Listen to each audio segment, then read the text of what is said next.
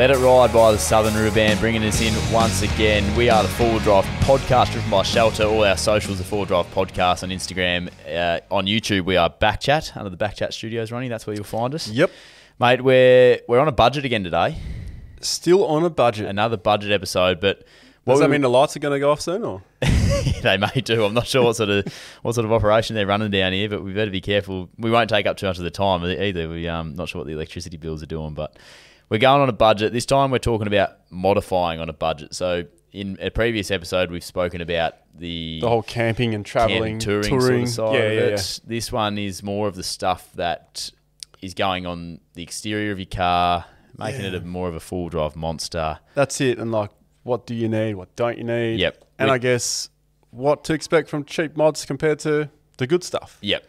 And we've spoken about it a bit as well as we've gone through, but I think we're gonna knuckle down on again the same theme around you're trying to save some money, or you're a little bit strapped for cash, but you still spend the money in the right place. Spend the money in the right place. You love your four-wheel drive, and that's it. This is what you need to spend it on. So we've probably touched on it a lot, but the basic modifications that you do. So we've spoken about you can do anything with a stock vehicle. You can do pretty much anything with a stock vehicle. You don't need a lot of money to get into the game, but the things that are going to make it easier for you.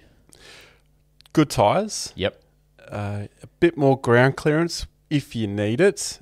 Look, there are some tracks. There are probably quite a few tracks in Australia where it is recommended. You'll see on like the HEMA maps, it'll tell you, hey, for this track, high clearance recommended, low range recommended, spare parts, all that kind of stuff. If you see that, you're going to need a lift kit, you're going to need some good tyres, you're going to need a reliable vehicle, you're going to need all the stuff that really matters, but there's a lot of stuff that doesn't really matter. Yep, so they're the essentials that you're talking about. The stuff that, I think, what do we speak about? Don't go easy on food, water, fuel, obviously you're going to need. Yeah, there's you can't get away from that. Essentials with the touring side of it. Yep. You off air when we spoke about we're modifying on a budget, you said you cannot go on a budget with tyres. No, you shouldn't go on a budget. Well, there is one way you can go on a budget with tyres, and that's where you got to sacrifice your desires and your ego about your car to have the bigger tyre on it. Yep. So, for example, you can get like a cheap Chinese sort of made tyre, and you can get it quite big. So you could buy like a 35-inch cheap Chinese mud terrain, but that tyre I wouldn't trust. You know, it's like there are some brands that aren't well known, and when you put tyres on your vehicle and you're going remote travelling, I would not trust those tyres. If you're a weekend warrior and you just head out and it's a project car or something, sure, that's where you would go for a cheaper tyre if you can't afford it. But you're better off going with a reputable brand and a brand that the person itself trusts. Yep. So everyone trusts a different brand. Some people trust multiple brands, and that gives them more leeway to have options. But the bigger the tyre you put on your vehicle and the further out you go, the more difficult it is going to be to replace that tyre, especially when it comes to that size. And I guess there's the thing, you can buy the cheaper, bigger tyre, or you can buy the quality tyre that's a smaller size, but it suits your vehicle better. Yep. Which will also save you fuel in the long run because you're not having to rotate the big tyre. Yep. So if we break this down to the essentials that you want to, if you want to label them essential, I want to talk about them. So the tyres we've covered there.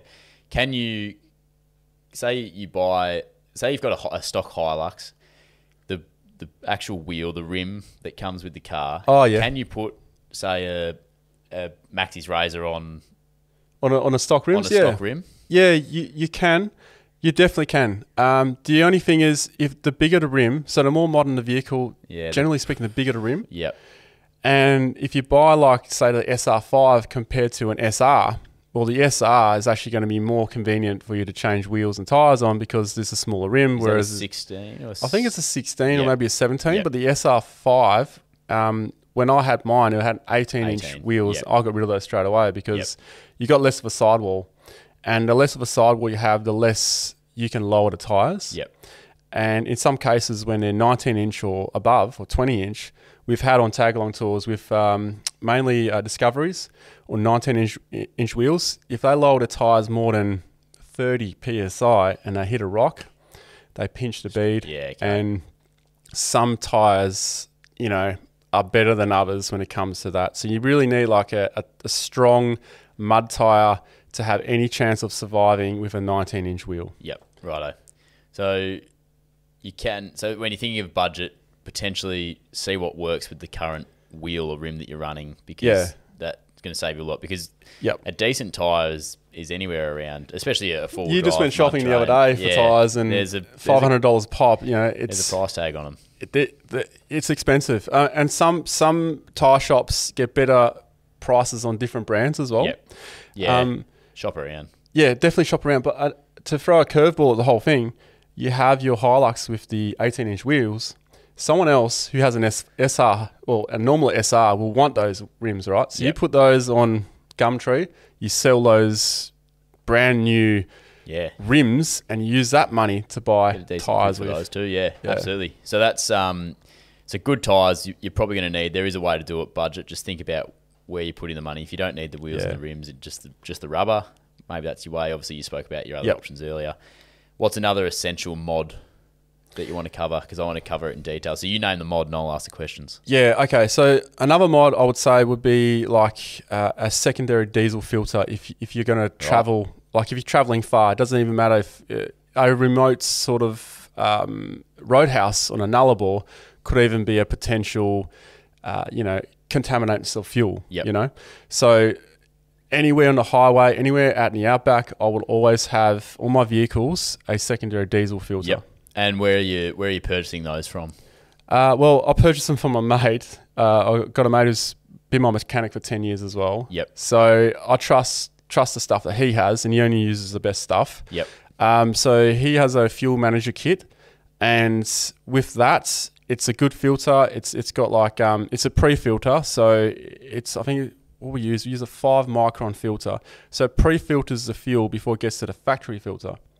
And once it gets to the factory filter, we believe the Toyota factory filter in a 70 series is a 2 micron, but we're not actually sure. They don't release that information. But word has it, it's 2 microns. And then that will then filter it and then go to the engine and then, power the engine. So the whole point is the first filter will catch any water or any contaminants before it gets to the main factory filter. Because if it goes straight to the factory filter, you're going to have to replace that a lot sooner. And also there's potential for it to go straight through anyway, if there's a lot of water in it. So you have a water separator bowl as a secondary. That'll should eliminate all your problems before it gets to the main filter. Right. And in worst case scenarios, like we've had, you'll get a warning on your dash from the main filter and you'll go, oh shit, what's going on? Pull over, you have a look, and then underneath this secondary fuel filter, it has like a clear bowl. You get a little torch down there, and the water is heavier than diesel, so they'll sit at the bottom. And then you've got a little cock valve so you can drain it. But if that's the case, if you've got water in the system, you need to start changing filters and you need to start draining some diesel. Yep. And what's one of those setting you back? Not that much, really. For the insurance that you get, yep. It's only going to set you back. I think it's around $400-$500 for the whole kit. And you could DIY install it. I would say another mod that I believe is essential if you are going to travel remote is a snorkel. Okay. Or a raised air intake. Not necessarily for river crossings, just to keep the dust away. Because the higher the air intake is, the less chance of dust coming in. Yep. Because your vehicle stirs up a lot of dust. And each vehicle is different to others. Like, for example, your Ford Ranger, when they put a bull bar in your vehicle, they would have cut the splash guard. Once they cut the splash guard, there's a sure way for dust and also water to go straight in. Yep. So in a lot of cases with the Ranger, if the full drive accessories store knows what they're talking about, they will recommend straight away, if you go on that bull bar, you're going to need a snorkel. Yep. So some mods. This has taken a different turn to where I thought you would have gone with it, but I like the fact that you haven't. I'm going to give you space for one more mod, but you haven't. You've gone away from just the standard bull bar and all these different mods that because high lift or whatever they are. These are generally things that people can think about that, like you say, are a bit of insurance for the running costs of your vehicle, I suppose. That's where it sort of comes down to. Definitely. Which they might be, but a diesel filter worth $500. People are going to be, it's not budget, Ronny, but the money that it's going to save you in the long run exactly, it could be second to none. Yeah, I mean, your vehicle might be insured, but you also got to check with your insurance. Do they actually cover fuel contaminants? Because some insurance companies don't. It's in the fine print. So ask that question. But the thing is, if we start adding bull bars and stuff, I do think bull bars are essential to some travel, but I'm trying to keep it general. So generally speaking, there's your vehicle. Once you start adding bull bars, you're going to have to start looking at suspension. Yep. So the more weight you put on your vehicle, the more it's going to misbehave, the more you need to spend on it. Yep. So give us one more then along those lines. I'm liking where this is going. Okay, one more. It's above my head a little bit of this stuff too, so just keep a check on me, Jaden, in case I'm not asking enough. I would say like a storage solution. Yep. For your vehicle. Love it. So we're now putting weight to the rear rather than the front. Yep. Even though we haven't added much weight, to be honest. We haven't added any weight, really. Snorkel weighs nothing. The diesel mod weighs nothing. So we're still keeping the vehicle light. You've still got your tyres that are close to factory size. Now we're going to add some storage. And I would, look, if you're going to go far, I would say consider a fridge. Yep. Because you can't find ice out in the middle of the outback, unless it's a frosty morning. But you're not going to find enough ice for your esky, I'll tell you that. Yeah, yep. Yeah, absolutely. So in that case, you could go expensive fridges or expensive / quality, or you could go like your cheaper versions. Yep. The difference in those fridges, the more you spend on a fridge, theoretically speaking, the more reliable it's going to be. Sometimes they're just more flashy. They got USB ports and all that.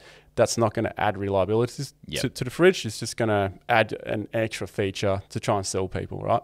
With a fridge, don't worry about all that rubbish. Just get a fridge that is a reputable brand and is bulletproof. If you have a budget and you need to get a fridge and you go a cheaper one, expect that to draw more power.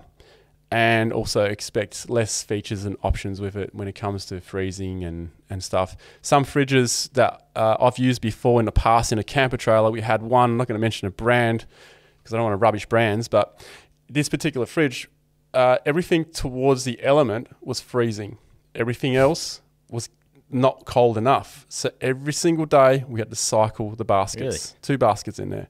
And I was like, wow, this is a very known brand and this is shit. Tell me off air.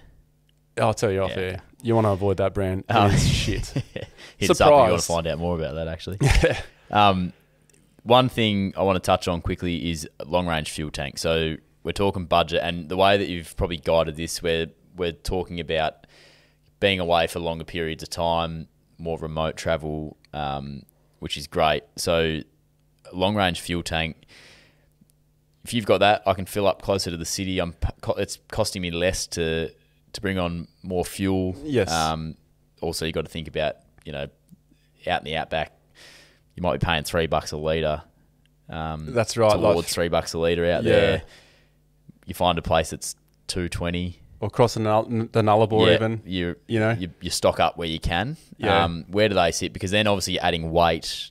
Then comes in the conversation again of suspension and all this. So where does a long range fuel tank sit with you? I think like a long range fuel tank, if you're doing a lot of traveling and you're not worried about animal strikes and all that, and you don't have you're traveling during midday hours and stuff like that, you can probably get away without having a bull bar. Just be wary, be alert, because really a bull bar is life insurance and vehicle insurance and basically travel insurance. So if you don't have that and you have a fuel tank, it's not going to add too much weight to your vehicle because the fuel you add in there is going to obviously be burnt and you don't always have to fill it up. So if you're around town, you don't need to fill your tank up all the time. But if you're traveling across the Nullarbor, you could save a lot of money, but you need to justify by traveling a lot because if you're only doing that 1 or 2 trips a year and there are fuel stops along the way, it will still work out cheaper in the long run to just fill up along the way, or to carry an extra jerry or 2. If you have a ute with a tray back, you can throw as many jerrys in there as you want. But a long-range fuel tank, I mean, once you have it, if you're going to keep the vehicle for a long period of time, that's where I would spend the money because you're investing into the vehicle. Yep. If you're only going to have it for 5 years or if it's a company car and you want to do mods to it, which I know some people that do, which I think is crazy, that's not in my book, it's not the place where you would spend a lot of money on that vehicle. Okay. You really got to justify it. If you have the car for like 5 or 10 years, that's when you can, get away with a bit more. Yep. Because again, you don't get your money back when you sell the car. No, not at all. So the longer stuff that we spoke about, longer trips, we got 4, and that was off the cuff a little bit too. Which is great. Yeah. I love where you took that. Yeah. So now for the weekend warriors, obviously tyres fit in with them too, but I'm thinking you don't need to think as much about a diesel filter, a snorkel, or a fridge.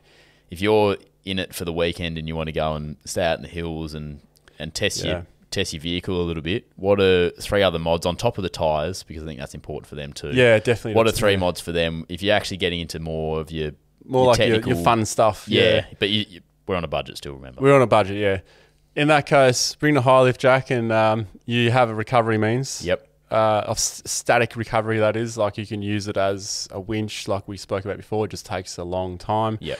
Have your recovery gear because you're out there to play in the mud and stuff like that. But more essentially, recovery points. Spend the money on the front ones, spend the money on the rear ones. Yep. You don't want to use a tow ball. You also do not want to use your bull bar, because if you hook it up in the wrong area, if you're not engineer minded, you're going to rip the bull bar off. It's pretty easy to do. Yep. And just go on YouTube and you'll see it. There's people ripping bumpers off and bull bars, and there's, people getting flung around as well. There's some crazy stuff out there. Yeah. Right. Oh, yeah, you just find out what you're going to use the vehicle for, and then focus the budget on the weak points on the vehicle or what you actually need. Yep. Yeah. How long you're going to have it for. The weekend warrior, you want a light. You want a light. You don't want anything too heavy and stuff. You don't like want the that, big canopy and stuff. Yeah. I think you've taken things to other levels than what I thought we might have gone to, so it's good. It's interesting. Now I'm gonna bring Jaden in on this, because Jaden and I can. If for people that don't know, Jaden and I can communicate without actually talking to each other, because we're on like a live. So like, what's going on here? If I forget something, Jaden can quickly you forgot this, you dickhead. Talk to Ronnie about this, but he's just dropped in here budget brands if you'd like to name any.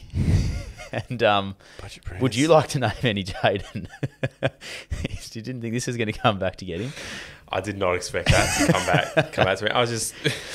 But there are budgets, right? We're talking brands, budget, budget mods, and it's not budget brands. Don't mean they're poor brands either. That's probably. No. I probably made it sound like that's what you're thinking, but you're not. You've thrown me under the bus. Mate, I have. Under Ronnie's troopy. Under the budget bus. He's driven me over. No, I was just thinking, right, like we're looking at budget stuff. There's obviously a market in the four-wheel drive industry for low quality, well, not low quality, but cheaper stuff that certainly maybe won't last as long as the more expensive stuff that you're really paying for. Like, I'm just going to throw out King's there. Yeah. Mm-hmm. Not saying that King's stuff is bad. I've had a King's awning myself, and they're great for what they are. But is that kind of something that you throw on your car as like an essential budget item for say an awning? Say an awning. Is that something that's okay? So say if you did get an awning for your four-wheel drive, if the wind blows that awning over and it comes from a particular low-budget company, don't expect to be able to put it back together while you're out there. If you have like, I'm just going to speak for an ARB one, because my mate Torbs has ARB awnings, and numerous times they've blown over. And we're like, oh shit, that's like a $600 awning you just busted there. We'll pull it back over. Yeah, there's a little bend there, but it still works. So there's your difference.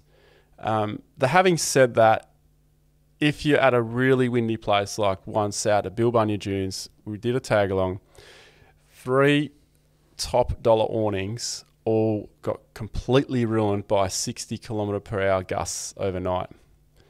So everything has a limitation, but the less you spend on certain things, the less limitation it has. So yeah.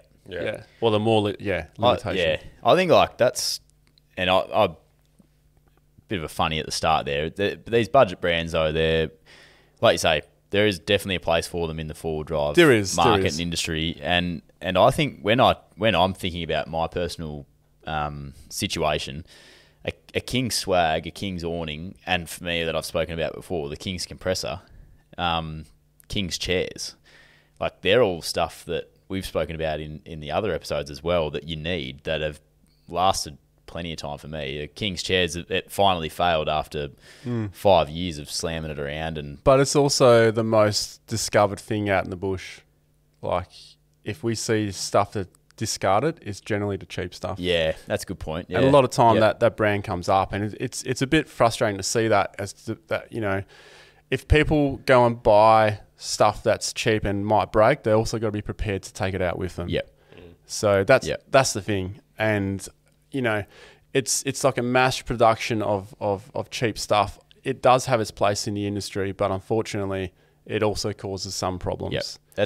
But that's with everything, right? Yeah. And one thing that triggered my memory to a situation that I found myself in was the correct way to use the items that you buy or the mods that you have. So, for instance, Front Runner, I've got a Front Runner roof rack on the cab of my Ranger. Really good, reputable brand, quality stuff. And I have a Bushwhacker awning on the side of it. And it was user's discretion. I didn't fit the right mounts to the roof rack. Yeah, okay. The Bushwhacker weight has then sort of bent the side rail of the Front Runner side rail, and it's actually cracked it as well. Yeah. And it was all my fault. So the good stuff can still be, I suppose, put in a stressful situation or break, or if it's not used in the correct way. It's not used in the correct way. If you are going budget, and say we've mentioned Kings already, if you are buying a Kings awning, just putting the right brackets in, the right nuts and bolts on the right awning, it can make a big difference if it's used in the right manner. Yeah. So I think you can get away with things, I think, there, if you just make sure that it's secured properly. Yeah. You're not putting it out in 60k winds. You got to tough that out just next to the car and stuff like that. So I think there's a way around that if you're wanting to stick to that budget. There's definitely a way around it. Also, with budgets, if you're on a budget and you buy, like, say, for instance, a roof rack from the Kings mob, it's going to be a lot heavier as well. Yeah. And that's going to add to your vehicle, to its weight. Whereas you buy like a reputable, high quality brand, it's got lightweight stuff. It's lighter. You might get wind noise with this one. This one here you might have more accessories with, but to get those accessories, you then got to pay more and more. Yep. But one other thing, when it comes to spare parts, this is where I believe that people should stick to and spend the money on, like, factory, like say for instance like a Toyota or Ford, they're factory items. Unless they're like RCVs, chromoly, like CV axles, they are stronger and they will last longer on, say, your vehicle. However, if you buy like the aftermarket version of a CV, your front axle, you will snap those a lot easier than your factory one. And then you got like the premium, which is like the RCVs. If you can even get them for a Ford Ranger, I'm not sure you can. But a lot of people in the Hilux community and the Ranger community, they will buy the cheaper CVs. And the only time to buy cheaper CVs is if you're about to sell your car and you busted your CV. Right. You know what I mean? Yep. Because if you're hard wheeling and you're breaking your CVs on your weekend warrior, you buy a cheaper version, it's going to break a lot sooner. Yep. So you, like, being on a budget sometimes will cost you more than buying what you should have bought in the first place. Yeah. I think that's the thing that's ringing true here a little bit is... Buy once, cry once? Yeah. Well, that's what we've all been in it, haven't we? Like, you buy, you maybe go a little bit on the budget side and you end up replacing them 2 or 3 times. And I think that's... I know we're talking about being on a budget, and I hope we're not scaring people away that you can't actually do it. But you can do it on a budget. You definitely can. But I think... There's certain things you can. The way you save yourself money is you pay for the quality and you don't have to pay again. Yeah. That's probably what I'm picking up a little bit as we go through this. Yeah. Understand the limitations of what you buy. Yeah. And, like, there's plenty of stuff you can get away with, but not out in the middle of the desert. Yeah. And stick to the necessities. Sorry, mate. No. I was just going to say, Anaconda have some insane sales that you can usually get some good cheap products over there as well. Yeah, not for just sure. throw one brand name out there, and we're not sponsored by them or anything. Absolutely. Like shopping the sales, getting some good stuff. Like, you get excited walking into Anaconda. That's for sure. Very excited walking into Anaconda. To be honest, if you're walking into Anaconda, you can get from both spectrums. You can get the budget to, like, the premium stuff as well. Yeah. Is it Delaney? Is that the brand of the sleeping bags? Yeah, Delane. they got a good range. They're good. So I went in there once and $390 sleeping bag I got for $90. Really? Wow. Yeah. But that sleeping bag went missing when I was swapping trailers around. I was testing some trailers over in Geelong, and my pallet of gear I left in Sydney never arrived there. So I was like, no. My $390 sleeping bag. No. Another budget idea. Don't lose stuff. In allowing your budget, duct tape, cable ties, yes, and some wire. Yep. If you can't fix it with that, then you need your jerry can and a lighter. Glad you mentioned that. All right, so let's be open and honest here. What have you spent the most money on? The most money? You don't tell us a figure, but what's the most, like, what are the biggest ticket items? I've got a couple. I'll let you go first. All right. Well, mine, you can probably jump in as well, Jay, but mine, so my big ticket items, they are big ticket items, but they're items that I've changed because I didn't do it, what I said before, I didn't do it right the first way. Yep. So suspension and my canopy setup are the two things that I've changed multiple times, and that's cost me a lot more than what I would have needed to pay had I just gone and done the right thing the first time. Yeah. I think those are the two most common things, to be honest, that people get wrong. It is the suspension. It's the easiest thing to get wrong. A lot of time you're relying on the experts to give you the right advice, but sometimes we can't give them the right advice because we're changing the vehicle setup later. Yes, yeah. Is it because you added the canopy to the suspension afterwards? The suspension couldn't hold the canopy, or was it just the suspension wasn't? Yeah, I think the different weights and also the definitely the different weights, but also the age. The age, I think, ended up being part of the reason why I needed to. I had the frowning leaf springs rather than the smiling leaf springs, and it just and even with the lighter, they just weren't. Yeah. I needed, so I went quality still in the first place, but I didn't go to the quality that I could have or I should have. Yeah, or maybe you just didn't have the right setup at that time. And obviously we chop and change through. So this is get your car sorted before you fit your suspension, I reckon, with your setup. Anyway, they were my, and because of that, I've spent more than I wanted to. I think suspension is something that I have tinkered with for ages and have finally got it right in the end. But so speaking of budget, actually, so with my 79, the whole engineering and all that's gone into the suspension there.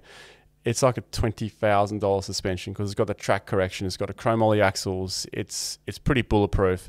But that's a lot, right? I couldn't afford to do that to the Troopy, so what I've done is I've gone for the budget, which is still $5,000 or $5,500 I think it cost because I did get a brake booster as well.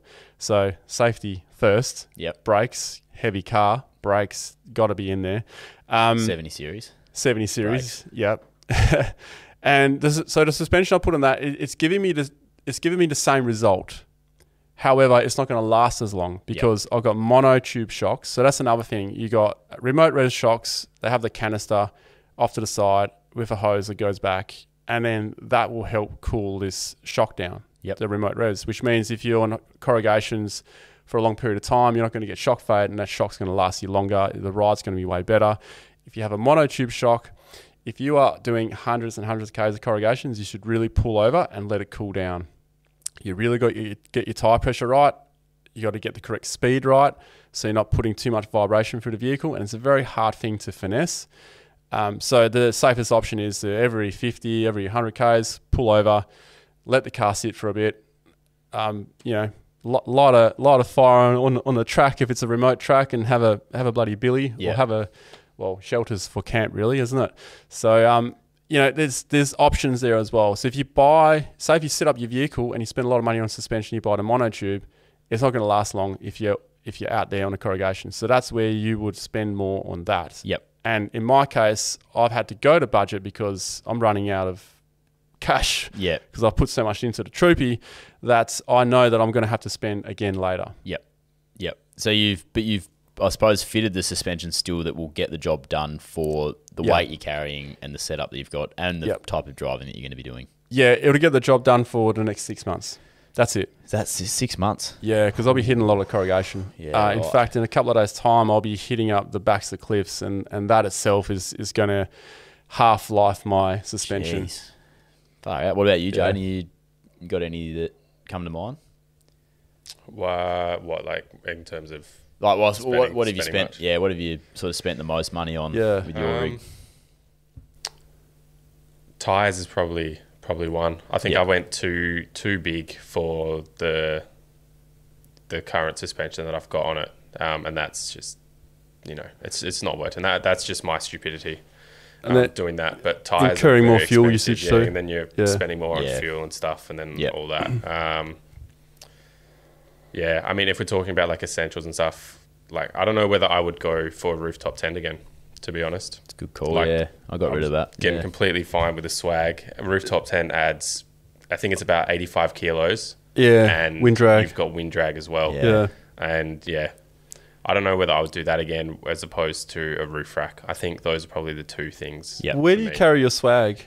If you had no rooftop, where would you carry your swag? Because you got a 76er. Yeah. Would it be on the roof? It would be on the roof, but at least I can take the swag off. That's true.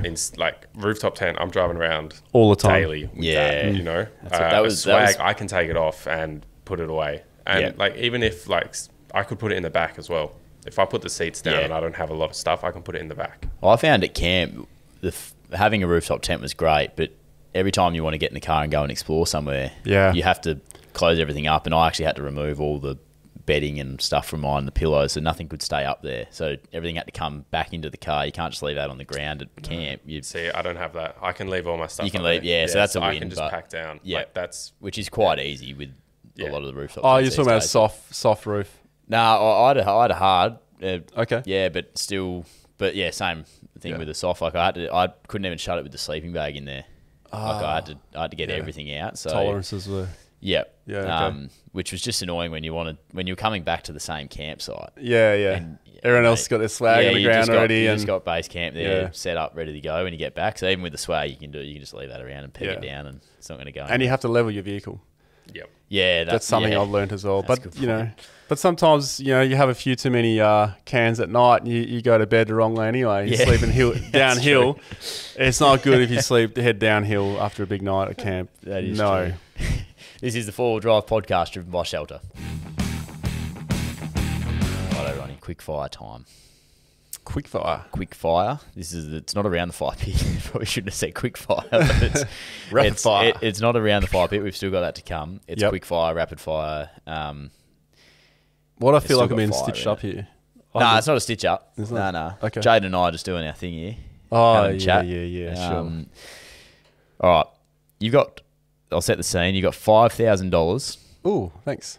We're going to do it we're going to break it up into two categories. We've got a ute and we've got a wagon. I like where this is going.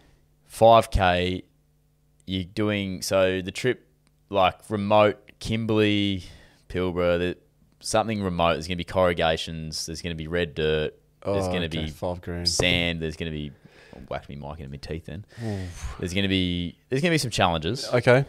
And you've got to include tyres in your budget. I've got to include tyres in my budget. Tyres in your budget. I'm going to start with a ute. Okay. $5,000. $5,000. Be careful because someone will Google all this and make sure that you've kept this under $5,000. Right, you're going to have to keep the cap here, right? Because I'm going to go with tyres, obviously. Yes. Surprise, surprise. A good set of tyres that are the factory size, because that's not going to cost too much. Yep. Is this a new car? No, it's done. It's my range. It's 150,000 Ks in. Okay. It's got a few on the clock. It's like we're a stock vehicle. Does it have alloy rims? Oh, geez, he's testing us now. Yes. Okay, it's got alloy rims. I'm going to sell those alloy rims, and that should cover. Oh, gee whiz. That should more than cover the rims, but more importantly, I'm going to get a 6 tyre. So I've got 2 spares now. Right. And that I'm going to add this tyre to it as well. So you've sold those and you've got the budget out to...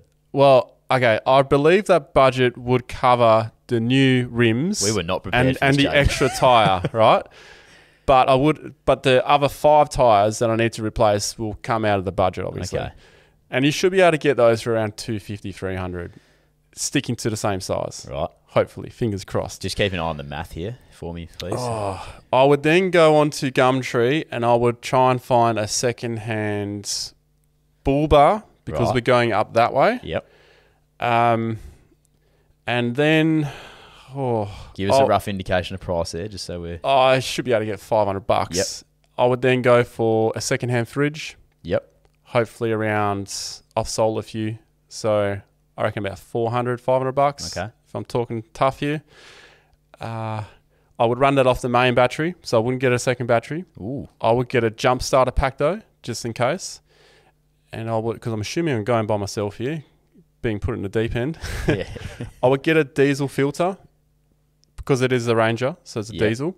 And because I put the bull bar on, I forgot. Now I've got to have to add the snorkel. And I will buy some extra paper filters for the airbox.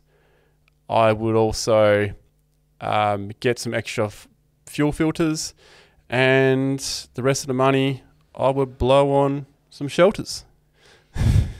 All right. That's I think that's gonna be covered. That is, that I was surprised where you went with that again. You've surprised me a lot here. Yeah, I didn't think you were going to sell. It's like I put my swag in the back. Sorted. Yeah. I don't have to buy the swag. He's probably made it there, I reckon. Do you think? I'm gonna have to do some research on this afterwards, but I feel like if you haven't, that's pretty good. I really want a suspension, but there's no way that's going to be in the budget, and I kept the weight down because I only got one battery in this vehicle, so there's like 16 to 30 kilos not in there. I think that's going to be good. Yeah, pretty happy with that. Yeah. I'm happy with that if you're happy with that. I'm happy with that. But how much would you want? How much extra would you want for suspension? Like if you were going to add suspension on, how much? We're talking budget, so you shouldn't buy a suspension second hand. So you just have to get like a budget kit. But if I could afford it, I'll go remote res if I'm going to keep the car. But there's no way I would be able to afford for that with what's left in the budget cap. So to be honest, if I was going to buy anything else, I would buy a fixed solar panel or I'll buy a solar blanket so I can keep that fridge going as well. Yep. Yeah. It's a good call. That's probably what I'd do. Is there anything different for the wagon then? Because you didn't really go towards a canopy or anything. So is the wagon fairly similar? Well, the wagon's going to be dust-free and it's going to be more luxury. Because in the ute, there was nothing left for, probably a tarp over the back. But it's dust still going to get through the tailgate, as you would know as well. Yep, absolutely. With a wagon, I'll probably do the same thing, but I'll add some DIY drawers, and there will be budget for some comms as well. So I'll get a fixed mounted radio, whereas in the Ranger, I'd just have a handheld. Okay. Why would you be? Because there wouldn't be enough money for the radio. Okay, gotcha. Yeah, handhelds are much cheaper. Does a roof rack make it for a wagon because of storage? No, I'll have enough storage in the back. Okay. Yeah. There's not enough budget for the roof rack. Yep. I'd have to sacrifice something else. Right. $5,000 is not much. Second hand, however, you might pick up a bargain. On the diesel filter as well that you spoke about, the Ranger. That's full price. So the one that your mechanic has at that $400, $500, are there cheaper options of that diesel? There probably will be cheaper. You can make up your own hose kit and stuff. Yeah, right. The reason why that one is up to about $400, and I'm probably totally incorrect with the price here, is because it has the custom bracket, and on that bracket it also has some diff breathers, so it's got a lot of stuff to work with it, and it's in a good spot. It's got the correct amount of hose. It's got all the clamps, everything you need. Yep, righto. Whereas you can make your own kit, and they'll definitely bring the price down for sure. But you have to then have the skills and knowledge to bend up things, and you know. All right, if you're brave enough to question him, then hit us up. I'm not. Actually, there was brave enough. There was one more thing I'd like to add, because clearly I'll be driving in the dark. I need some lights. So I'll be out the window with my head torch. Right He's out the window with his phone light. Yeah. That won't get you far. Might see the end of the bonnet. DIY drawers I like, and paper filters would never have thought of that. Handheld to the ute, fixed comms on the wagon. It's all pretty much there to have a good time. Yeah. Are you, now that you've thought about lights, are you taking anything away from that to include lights? If I don't have lights, I would have to stick to. I'd have to make sure that on that bull bar that I bought secondhand, it has some fog lights or something. Or I'd have to go on a real budget and just get like a eBay LED light bar just to get me by to find camp in the dark. Not good enough for the highway because you end up with I call it the ball of death. So the ball of death is unfortunate to the roadkill that you hit, the animals that you hit, because you have this ball of light in front of you. Your vision only really goes to the ball of light because everything beyond it is even harder to see now because you have this aurora in front of you. You can see to that point, but the light's not far enough. So all of a sudden, you can see 200 meters, but all of a sudden there's an animal in your vision, and within that space and time, there's not enough time to stop. Oh. You're going to hit it. Is that just an issue with like the cheaper style of... Yeah. Look, cheap lights do have their place. In the bush, they're great because you're not going that fast. Yeah. Right? But on the highway, you really need you can get some cheaper spotlights, but then you need to have spotlights. But then you got tunnel vision, which you have anyway at night. But if you have tunnel vision and the ball of death in front of you, then you're not going to be able to see very far. Okay. Yep. Yeah. You might just have to arrive at camp during daylight hours, Ronnie. Drive during the daylight. Pull over at night. This is the 4 Drive Podcast driven by Shelter. That time again. Get warm, the crackle's on. Around the fire pit, Jaden. Around the fire pit. Probably no need to explain this anymore. It's just questions from the viewers and the listeners. I'm hoping that the next episode the budget gets lifted so we don't have to wear beanies because it's so cold in here. Yeah, actually get a fire pit in here or something. Hopefully the fire will be, Yeah, I know. I've been waiting for this because, I can't wait till we actually do a trip and we can get around. Yeah, that's it. The fire. Won't be long now, boys. It won't be long. It won't be long now. It won't be long. There's just some things in the way at the moment. But once those things are done, we'll be away. We'll be doing this around a fire. The 4 Drive Podcast live from the outback. The whole thing will be around a fire pit. It'll be around the fire pit. Yeah. Well, we've got a few questions on today, boys. Beautiful. Our first one is very fitting for around the fire pit. This one's in from Scott Thompson. Boys, had a lot of fire? I know a Scotty Thompson. Do you? Yeah. Might be your mate.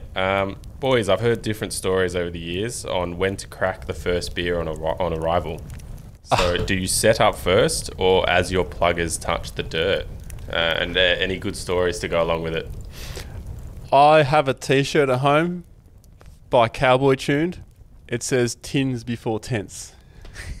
And it's got a guy that's good, like twisted up in a tent. We might need to get some 4 Drive Podcast merch going. Yeah. I'd also like to ask Scott what would be on his shirt if he was to answer this question.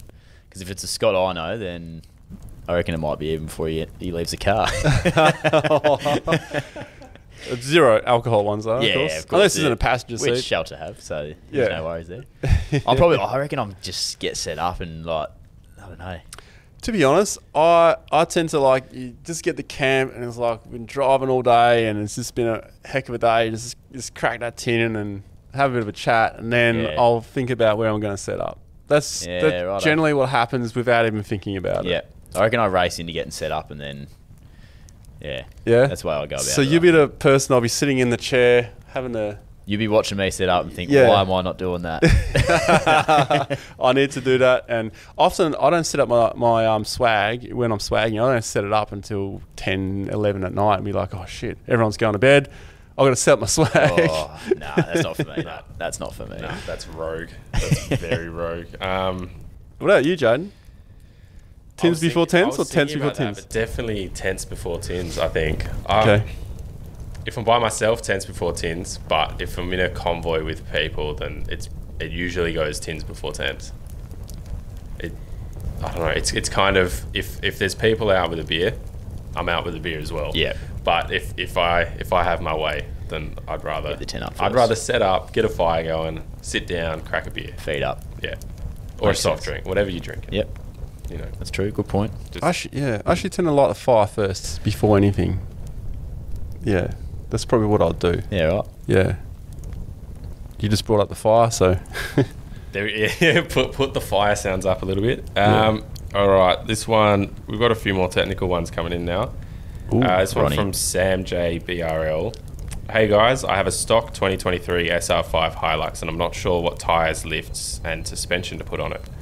I'm adding a 150 kilo canopy and we'll have 200 kilos worth of tools in it, as well as potentially an extra 100 to 200 kilos of materials on the roof. Any advice? I won't be doing hardcore stuff, just beach and soft sand. And probably just a lot of city driving with, it looks like he's a tradie. Yeah, if he's a tradie, I would stick to tyres that are close to the factory size, because then, you know, you're not going to... it's going to allow you to drive more easily in the sand in boggy situations. You don't have more like rotation resistance. So I would spend the money on the good brand tyre that you trust. And with the suspension lift, because you're driving around city, honestly, I'll go all-terrain, because you're going to spend most of your time driving around a city, be quieter, it'll last longer, they'll feel better on the road, less rolling resistance, and suspension lift, I'd say just a 2-inch standard lift. With all that weight, you might need to think about a GVM, especially if you've got a bull bar and a couple other things, because all you really mentioned is the canopy, the tools, and what's on the back. Not really what's on the front. There might be I'm not sure about what's on the front, but I think from the sounds of it, he's got like one of those roof rack, the tradie roof racks. Yeah. Yeah. If you are going to add a lot of weight to the front as well, then you need like a proper GVM suspension. If you're not, you could probably get away with just a normal suspension that's just to make the vehicle sit better, and then put some airbags in the back maybe. Oh yeah. Because then you can adjust it. How much weight did you say he's got roughly? If I add it all up, probably around 550 kilos at max. Oh right. And 450. Yeah. It's a lot of weight. Yeah. But it doesn't take long to add that much weight, you know. And when you're a tradie as well, like all your heavy tools, you know. Yep. Yeah, it's a lot. Hopefully that helps. Yeah, I hope so. Hope we've answered that. Good for you, mate. This one's from Andrew Franklin. Hi guys, I've ordered an Ineos Grenadier with a factory fitted red winch, but the problem is that it only has a 15 meter rope. Can I use another winch rope as an extension? That way I can run it through a snatch block if required. Wow, and the Ineos comes with the winch? I should know, because I'm not sure if it comes with the winch, but it's a factory fitted. Yeah, so he must have bought it, and then it's coming. Be an through option with it. he's added to it. 15 meters. Like, that car is so well engineered, and I'm pretty impressed by that vehicle. It's, Ineos is that chemical company. The owner has designed this vehicle based on the Defender, because Land Rover... Ronnie's excited by it. Yeah, I am actually. Have you seen them? Duggan? I have seen them, yeah. They are impressive. Like a tank on the inside. Like a tank/aircraft on the inside. Yep. Yeah, I did have a look around at the one of the four-wheel drive shows. Pretty cool. Yeah, they're awesome. I'm pretty impressed by the whole engineering of that. And this guy's like, well, Land Rover didn't bring out the new Defender. Well, they rubbished the new Defender. They basically turned it into another Discovery. And so they've taken these plans, and then they've used them and morphed into this awesome vehicle that's just, got BMW, either petrol or diesel motor. It's a wicked vehicle. I'd love to actually test drive one. I've been a passenger in one when it was here in WA.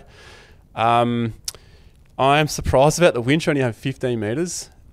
You can use another winch rope as an extension. In fact, Max Tracks do sell winch extension ropes. They're 10 meters per length. And with a winch ring, you could use it through that, and you can extend it however far you want. Yeah. What's standard for other? 25, 27, some 30. Yeah, right. So they've gone significantly shorter. Yeah, they have. Yeah. I believe my 79 has a 35 metre rope on it. The Troopy out there, it's probably got like a 30 metre. Right. Yeah. Yeah. What Andrew, was it? Andrew Franklin. Yeah. If he wants to hang out with Ronnie, then he just has to let him go for a drive. Yeah. Andrew, you've got a friend, mate, for life if you let him drive it. Okay. What colour is it? I wish he'd included that information. When he said red winch, I was picturing this red one, Red winch. Oh. Yeah, honestly, it won't be red though. Red as well. It is? Yeah, as far as I know. I don't think you could get red ones. As far as we are concerned, Andrew has a red Ineos Grenadier. Wow, custom painted then, I think. Cool name. Yeah, until proven otherwise, Andrew. So send us in your photos, mate. Last one from Ethan9895. Best advice for picking lines to drive? Best advice for picking lines to drive.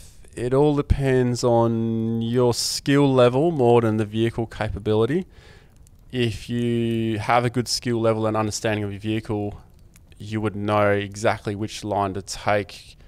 However, to get to that point, you can get people to spot you, and then that way you're in the comfort of your seat with the trust of the person spotting you. Hopefully you trust them, otherwise it's not going to work.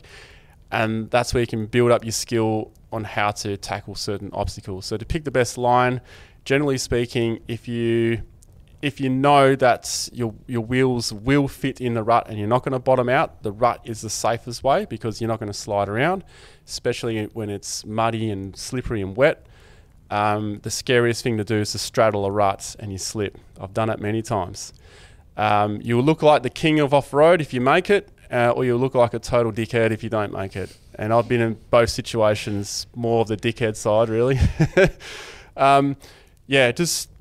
Just straddle everything you can. Put your tyres over what you can see, because then in your mind you'll be able to read where you are going and where you've been, and then memorise, or you will learn quickly where the back wheel is. So with a longer wheelbase, you have less tolerance to turning because the back wheel is not going to follow the same way. If you have a shorter wheelbase, well, you got more ability to turn around if you need the wheels to follow the exact same point. It might sound a bit complicated, but yeah. From a novice, my advice would be in a safer environment or a track where it's, somewhere where you can have a couple of cracks at it anyway, put it that way, where you have a go at one line, nothing too extreme is going to happen. Make it, you don't make it, come back down, try another line. I think there's merit in doing that as well, which I've done a few times myself, just to then you get a gauge where your car's at, your own ability, how scared you might. Like I was talking about, you get the shakes in the driver's seat sometimes when you're doing some stuff that you're not quite sure about. The adrenaline. The adrenaline gets going. So just find your limit. Yeah, well, I just let my left leg shake as hard as it wants. It doesn't have to touch anything. Sorry, mate. No, that's all right. That's fair. That's fair. Like, there are tracks that I've been on before, and it's been to the point where it's like you're on that much of an angle. There's been occasions like this is a while ago where I was like this, the feet are off the pedal, and I'm like this, holding onto the steering wheel, and I'm going, and then I come back down, and it's like, whoa, and then just keep accelerating out of it. Yeah. Get a gauge for where you're at, where your car's at. Have a crack when it's not too hairy. Yeah. Actually, the power line track is a really good place to go to learn the limitations of your vehicle if you are reasonable and you respect the track and you don't fuck up too bad. There's that section at Flynn Drive where you come in and it's got these massive humps. If you drive through that, you're not going to tip over. You drive through that, you will learn the limitation of your vehicle pretty quick. Yep. It's quite fun there. Yep, I like it. There's plenty of chicken tracks around there too. You just you can stay on the flats really if you need. But I mean, generally speaking, if you're not sure, don't do it. Yep. Even the other night, I had a situation. I pictured stoving in the side of my troopy on this section of a track, and I was like, I'm not doing this because I don't have to. There's a track around it, so I'm going that way. And then I watched my mates do it afterwards, and I was like, I could have done it easily, but when you have that thought, just don't do it. Yep. Like it. That's around the fire pit done, Jaden. Beautiful. That pretty much ties us up for everything. I've enjoyed where this beanie's doing some wonderful things to your head, because the way the path that you've taken on this the red beanie, it's a thinking cap. But yeah, you've taken this on an interesting journey on this episode. Yeah, I was surprised where we ended up too. I do have some parting words though. Oh yeah, please. Yeah.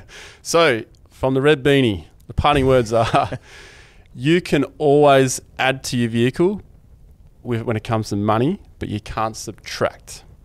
So once you've spent the money, you're not getting it back. If you spend a little bit of money to see where you're going, you can always spend that little bit more later. I like it. Ties in nicely with modifying on a budget, mate. That's it from us. The Southern River Band will see us out. Socials, the 4 Wheel Drive Podcast on Instagram, and all our episodes over on BackChat YouTube. Thank you, guys. Cheers, guys.